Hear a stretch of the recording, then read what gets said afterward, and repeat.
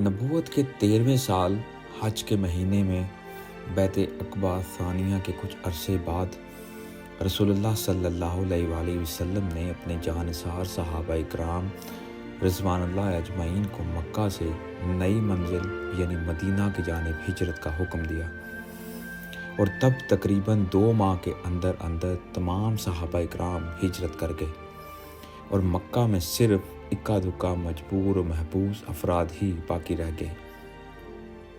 وطن کی سرزمین میں یقیناً بڑی کشش ہوتی ہے اور وہ وطن کی محبت بہت مضبوط ہوا کرتی ہے، مگر اللہ اور اس کے رسول صلی اللہ علیہ وآلہ وسلم کے حکم کے مقابلے میں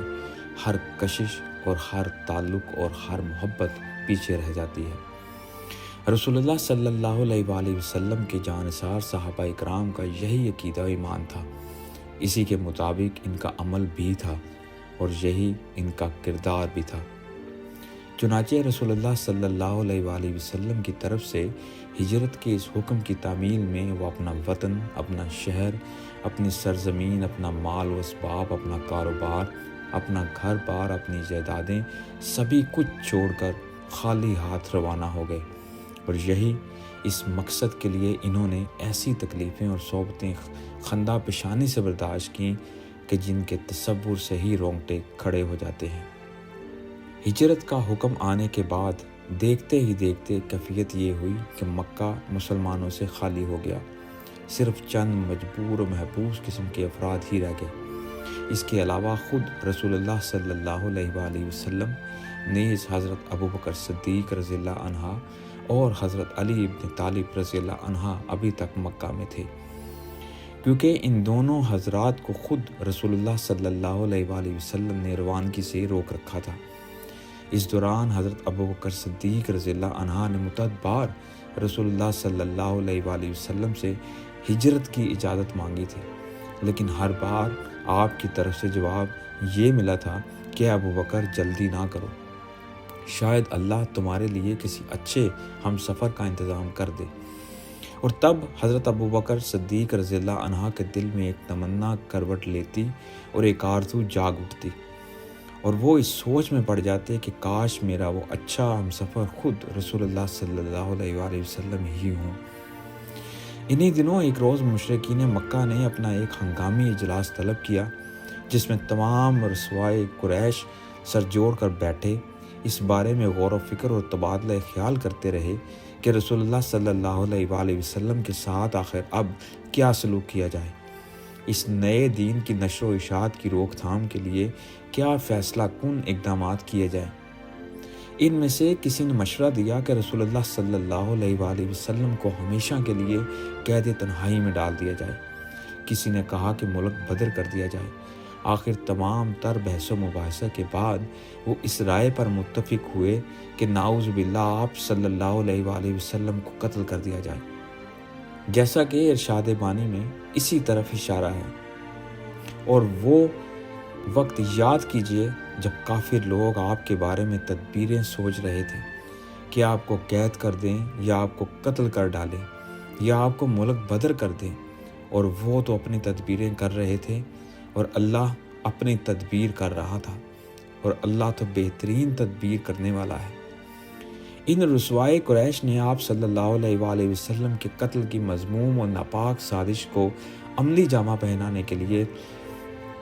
طریقہ یہ سوچا کہ مختلف قبائلوں سے متعدد نوجوانوں کا انتخاب کیا جائے، جو کہ آج رات آپ صلی اللہ علیہ وآلہ وسلم کے گھر کا محاصرہ کر لیں، اور پھر جب آپ صلی اللہ علیہ وآلہ وسلم حسب معمول رات کے آخری پہر عبادت کی غرض سے بیت اللہ کی جانب روانگی کے لیے اپنے گھر سے نکلیں تو یہ سب ایک ساتھ اپنی تلواروں سے حملہ کر کے آپ صلی اللہ علیہ وآلہ وسلم کو قتل کر ڈالیں۔ اور چونکہ ان سب قاتلوں کا تعلق قبیلہ قریش کے جدا جدا خاندانوں اور مختلف شاخوں سے ہوگا، لہٰذا بنو ہاشم تنہا کس کس سے لڑیں گے اور اتنے سارے خاندانوں سے کس طرح قصاص کا مطالبہ کریں گے، اور مجبوراً بس خون بہا کے مطالبے پر ہی اکتفا کریں گے۔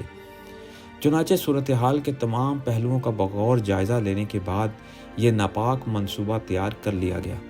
اور جلد از جلد اسی رات ہی اسے عملی جامہ پہنانے کے عزم کے ساتھ وہاں سے رخصت ہوئے۔ دوسری جانب اللہ سبحانہ و تعالیٰ کی جانب سے بذریعہ وحی رسول اللہ صلی اللہ علیہ وآلہ وسلم کو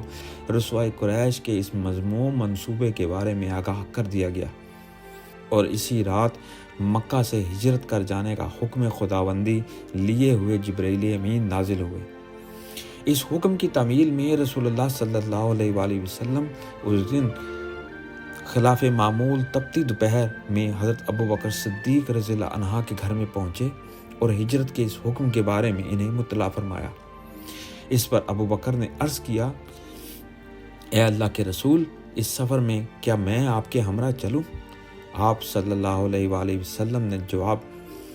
میں ارشاد فرمایا، ہاں اے ابوبکر، اس سفر میں تم میرے ہم سفر ہوگے۔ اور تب فرط مسرت کی وجہ سے ابوبکر رضی اللہ عنہ اپنے جذبات پر قابو نہ رکھ سکے، ضبط کے تمام بندھن ٹوٹ گئے اور ابوبکر کی آنکھوں سے آنسو بہنے لگے۔ حضرت ابوبکر صدیق رضی اللہ عنہ کی صاحبزادی ام المومنین حضرت عائشہ رضی اللہ عنہا اس وقت یہ تمام منظر دیکھ رہی تھی۔ وہ فرماتی ہیں کہ اس روز جب میں نے اپنے والد ابوبکر کو فرط مسرت کی وجہ سے روتے ہوئے دیکھا تو اس وقت زندگی میں پہلی بار مجھ پر یہ حقیقت منکشف ہوئی کہ انسان جس طرح بہت زیادہ غم اور صدمے کے وقت روتا ہے، اسی طرح بہت زیادہ خوشی کے وقت بھی روتا ہے۔ انسان کی آنکھوں سے بہنے والے یہ آنسو کبھی غم کے آنسو ہوا کرتے ہیں اور کبھی خوشی کے آنسو۔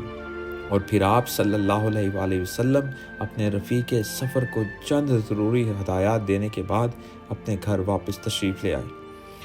اور جب رات ہوئی، ہر طرف اندھیرا چھا گیا، تب رسوائے قریش کی طرف سے مقرر کردہ مسلح نوجوانوں کا ایک چاقو چوبند دستہ وہاں آ پہنچا، اور آتے ہی انہوں نے رسول اللہ صلی اللہ علیہ وآلہ وسلم کے گھر کا محاصرہ کر لیا تاکہ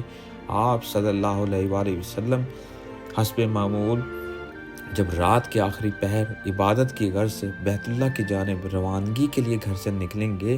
تب یہ سب آپ صلی اللہ علیہ وآلہ وسلم پر ٹوٹ پڑیں گے۔ رسول اللہ صلی اللہ علیہ وآلہ وسلم کے پاس مشرکین مکہ کی بہت سی امانتیں تھیں۔ اس رات آپ نے وہ تمام امانتیں حضرت علی بن ابی طالب رضی اللہ عنہ کے حوالے کرتے ہوئے انہیں تاکید فرمائی کہ میری روانگی کے بعد یہ تمام امانتیں ان کے مالکوں تک پہنچا دینا، اور اس کے بعد مکہ سے ہجرت کرنا۔ اس کے بعد رسول اللہ صلی اللہ علیہ وآلہ وسلم نے حضرت علی رضی اللہ عنہ کو حکم دیا کہ اے علی، آج رات تم میرے بستر پر سو جاؤ اور میری چادر اوڑھ لو۔ اس رات آپ صلی اللہ علیہ وآلہ وسلم کے بستر پر سونا یقیناً موت کو دعوت دینے کے مترادف تھا، لیکن حضرت علی بلا چون چرا آپ صلی اللہ علیہ وآلہ وسلم کے حکم کی تعمیل کرتے ہوئے فوراً ہی آپ کے بستر پر لیٹ گئے اور آپ کی چادر اوڑھ لی۔ یہی وہ بے مثال ایمانی جذبہ تھا جس کی عکاسی اس موقع پر حضرت علی ابن طالب رضی اللہ عنہ نے اس طرز عمل سے ہوتی ہے،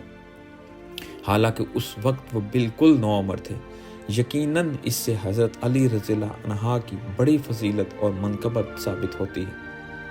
اس کے بعد رسول اللہ صلی اللہ علیہ وآلہ وسلم رات کے آخری پہر قرآن کریم کی آیت پڑھتے ہوئے اپنے گھر سے باہر تشریف لائے، اپنی مٹھی میں کچھ خاک لی اور پھونک مار کر اسے ان مسلح نوجوانوں کی جانب اڑا دیا، اور نہایت اطمینان کے ساتھ ان کی نگاہوں کے سامنے سے گزر گئے، لیکن نہ تو انہیں کچھ نظر آیا اور نہ ہی انہیں کچھ علم ہو سکا، اور وہ رات بھر اس اطمینان کے ساتھ وہاں پہرا دیتے رہے کہ رسول اللہ صلی اللہ علیہ وآلہ وسلم اندر اپنے گھر میں ہی موجود ہیں۔